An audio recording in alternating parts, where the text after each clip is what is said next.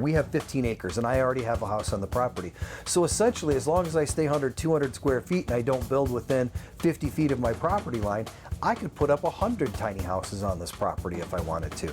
The problem is for the average person, you don't have that ability. You don't have land already with a house on it already.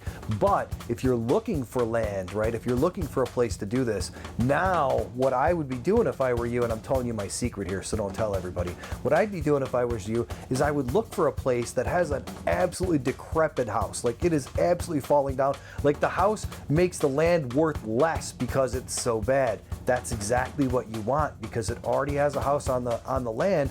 Now you can start building your tiny houses on there. That's a neat way to sidestep regulations. Like I say, for us, we're a licensed farm here. We have 15 acres. We have 2 houses on the property already. And now we have the tiny houses that we're building on the property. We're able to do that because we are zoned agricultural and we do already have a house on the property.